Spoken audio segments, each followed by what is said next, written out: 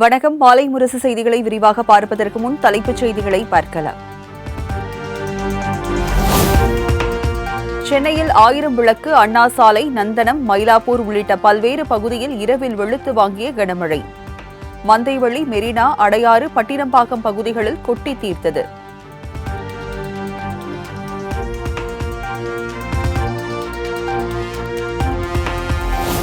பள்ளிக்கரணை, மேடவாக்கம், ஒட்டியம்பாக்கம் உள்ளிட்ட புறநகர் பகுதிகளிலும் இரவில் கனமழை. ஈசிஆர் சாலை, சோழிங்கநல்லூர் ஆகிய பகுதிகளிலும் பலத்த மழை வெளுத்து வாங்கியது.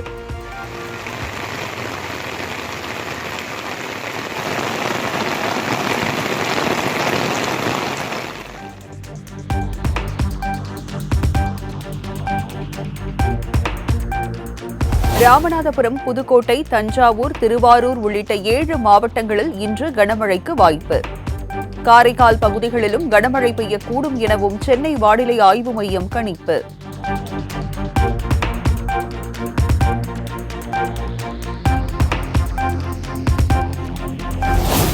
அரசின் வளர்ச்சி திட்டங்கள் குறித்து அரியலூர், பெரம்பலூர் மாவட்டங்களில் முதலமைச்சர் மு.க.ஸ்டாலின் இன்று கள ஆய்வு.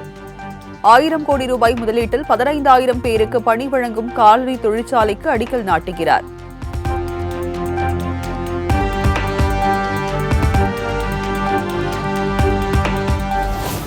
அரியலூர், பெரம்பலூர் மாவட்டங்களில் 120 கோடி ரூபாய் மதிப்பிலான 53 திட்டப் பணிகளுக்கு அடிக்கல் நாட்டுகிறார் முதலமைச்சர் மு.க.ஸ்டாலின்.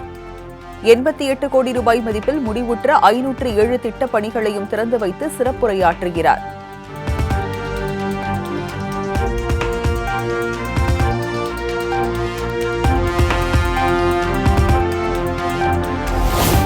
சென்னையில் இருந்து விமானம் மூலம் திருச்சி வந்தடைந்த முதலமைச்சர் மு.க.ஸ்டாலின். கட்சி நிர்வாகிகள் உற்சாக வரவேற்பு.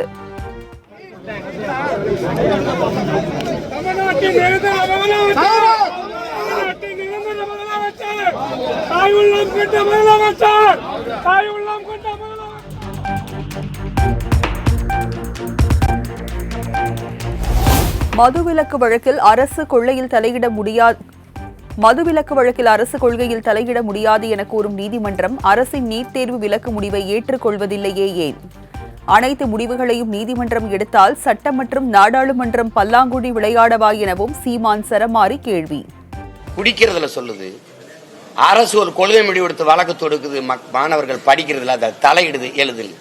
இதை எப்படி பாக்குறீங்க? இந்த நீதியை தம்பி, இந்த தீர்ப்பை எப்படி பாக்குறீங்க? ஒரே நீதிமன்றம் தான் ரெண்டையும் சொல்லுது. இப்ப நான்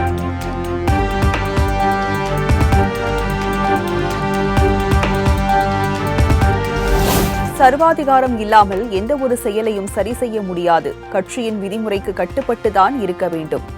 கூட்டத்தில் பேச அனுமதி மறுத்ததாக நிர்வாகிகள் கூறியது குறித்த கேள்விக்கு சீமான் விளக்கம்.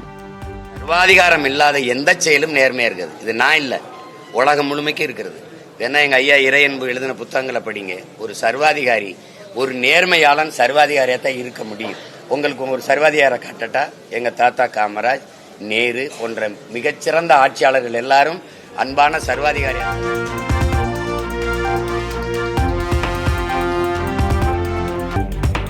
தமிழ்நாட்டில் சட்டம் ஒழுங்கு சீர்கெட்டுள்ளதாக பாமக தலைவர் அன்புமணி ராமதாஸ் குற்றச்சாட்டு. அமெரிக்காவை போன்ற அனைத்து போதைப் பொருட்களும் தமிழ்நாட்டில் சர்வசாதாரணமாக கிடைப்பதாகவும் சாடல்.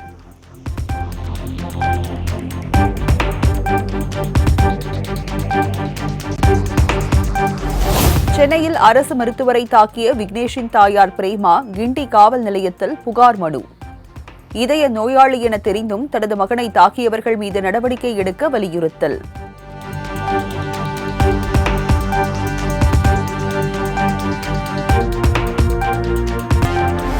விழுப்புரத்தில் சுமார் 6.5 கோடி ரூபாய் மதிப்பிலான யானை தந்தத்தால் செய்யப்பட்ட பொம்மைகள் பறிமுதல்.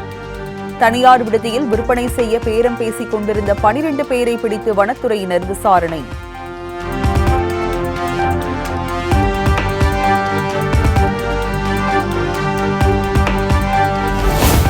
சென்னை நீலாங்கரை மற்றும் விருகம்பாக்கத்தில் போதைப்பொருள் வைத்திருந்த 4 பேரை கைது செய்த போலீசார். 54 கிராம் மெத்தபெட்டமைன் மற்றும் 5 செல்போன்களை பறிமுதல் செய்து விசாரணை.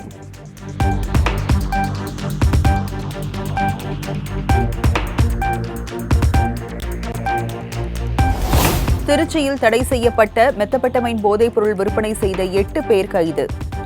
இணையதளம் மூலம் 1 கோடி கொரியரில் போதைப் பொருட்கள் விற்றது விசாரணையில் அம்பலம்.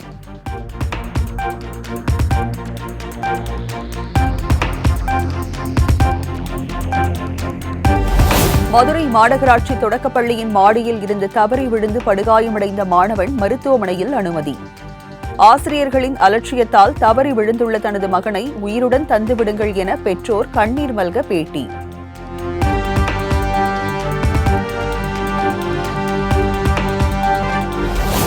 திருமுல்லைவாயில் கல்லூரி மாணவனை ஓரின சேர்க்கைக்கு வரவழைத்து மது பாட்டிலால் தாக்கி 29,000 ரூபாய் பறித்த கும்பல். 5 பேரை கைது செய்து போலீசார் விசாரணை.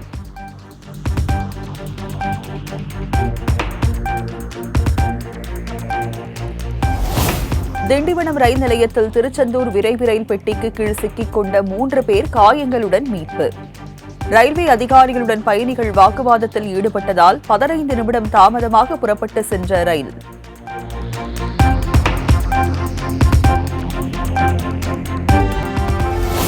கஞ்சா கடத்தல் வழக்கில் முன்னாள் காவலர் உள்ளிட்ட 4 பேருக்கு 12 ஆண்டுகள் சிறை தண்டனை. மதுரை மாவட்ட போதைப்பொருள் தடுப்பு சிறப்பு நீதிமன்றம் அதிரடி உத்தரவு.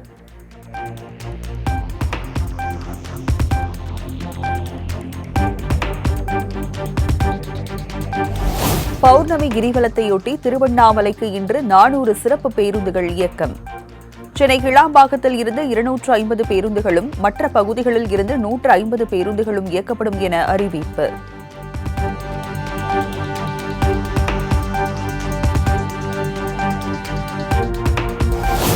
நாகை இலங்கை இடையேயான கப்பல் போக்குவரத்து வருகிற 19ஆம் தேதி முதல் டிசம்பர் 18ஆம் தேதி வரை நிறுத்தம். வானிலை முன்னெச்சரிக்கை காரணமாக கப்பல் நிறுவனம் அறிவிப்பு.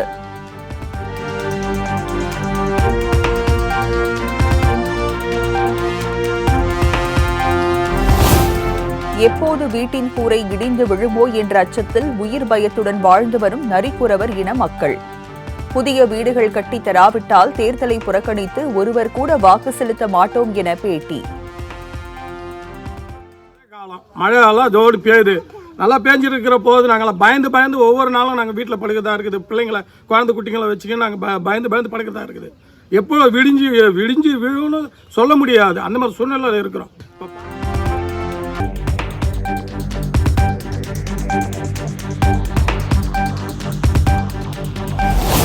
புதுக்கோட்டை மாவட்டம் ஆலங்குடி பகுதியில் BSNL ஃபைபர் கேபிளை இரவு நேரங்களில் திருடி வரும் மர்ம நபர்கள். சிசிடிவிக்கே தண்ணி காட்டும் எங்கள் திருடர் குல திலகமே என்ற வாசகத்துடன் கொள்ளையர்களை வாழ்த்தி போஸ்டர் ஒட்டிய பொதுமக்கள்.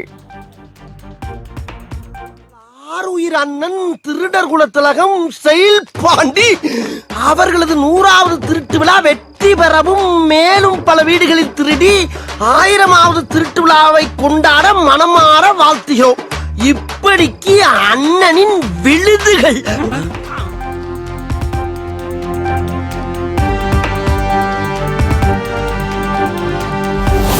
ஐப்பசி மாத அஸ்வினி நட்சத்திரையொட்டி சிவாலயங்களில் சுவாமிக்கு சாதம் காய்கறிகளால் அன்னாபிஷேகம். ஆயிரக்கணக்கான பக்தர்கள் நீண்ட வரிசையில் காத்திருந்து சாமி தரிசனம்.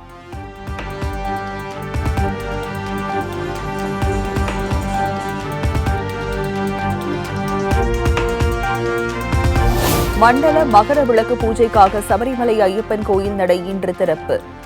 மாலை 5 மணிக்கு தந்திரிகள் கண்டரரு ராஜவிரு பிரம்மத்தன் முன்னிலையில் மேல் சாந்தி மகேஷ் நம்பூதிரி நடையை திறந்து வைக்கிறார்.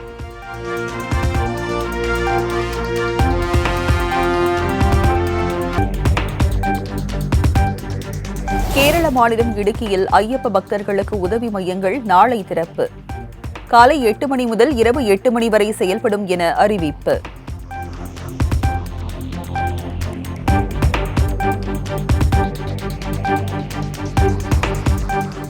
திருப்பதி ஏழுமலையானுக்கு சுமார் 2 கோடி மதிப்பில் தங்க வைஜெயந்தி மாலை. VIP பெண் வழங்கிய காணிக்கையை பயபக்தியுடன் பெற்றுக்கொண்ட அறங்காவலர் குழுவினர்.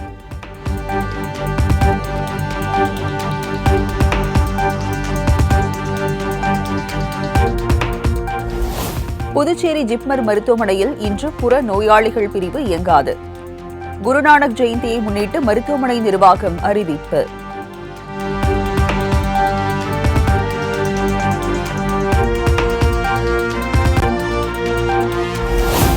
பிரதமர் நரேந்திர மோடிக்கு டாமினிகா நாட்டு அரசின் உயரிய விருது அறிவிப்பு.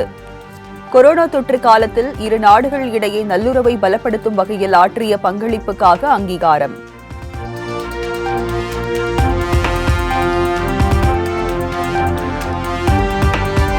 டெல்லி மேயர் தேர்தலில் பாஜக வேட்பாளர் கிஷன் பாலை வீழ்த்தி ஆம் ஆத்மி கட்சி வேட்பாளர் மகேஷ்குமார் ஹிச்சி வெற்றி.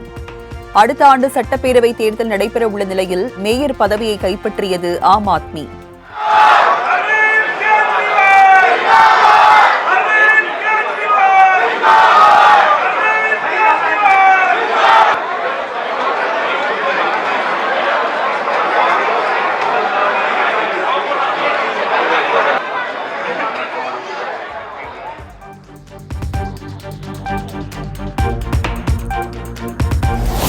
டெல்லியில் தொடக்கப்பள்ளி மாணவர்களுக்கு இன்று முதல் ஆன்லைன் வகுப்புகள் நடத்த முடிவு.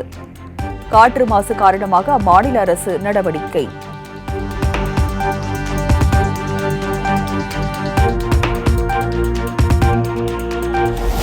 டெல்லியில் காற்று மாசு அபாய கட்டத்தை எட்டியதை அடுத்து என்சிஆர் பகுதியில் கட்டுமானம் மற்றும் இடிப்பு பணிகளுக்கு தடை. இன்று முதல் 2 மற்றும் 4 சக்கர வாகன பயன்பாட்டிற்கும் கட்டுப்பாடு அதிகரிப்பு.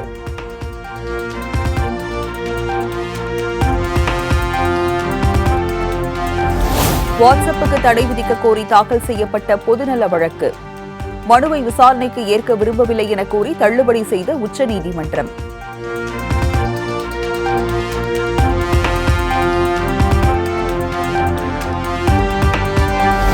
இலங்கையின் அடுத்த பிரதமர் யார்? முடிவுகள் இன்று அறிவிக்கப்படும் என எதிர்பார்ப்பு.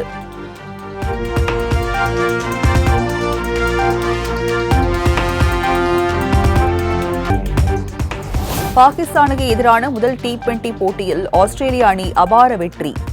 சீட்டுக்கட்டு போல விக்கெட்டுகளை பறிகொடுத்து தோல்வியை தழுவிய பாகிஸ்தான்.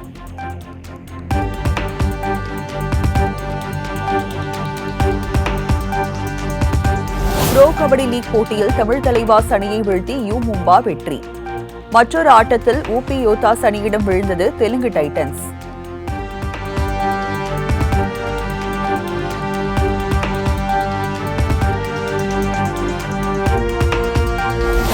தனக்கு நேர்ந்த காதல் தோல்வி குறித்து மனம் திறந்த பிரபல நடிகை ராஷி கண்ணா. அந்த கட்டம் தனது வாழ்க்கையின் மோசமான கட்டம் எனவும் வேதனை.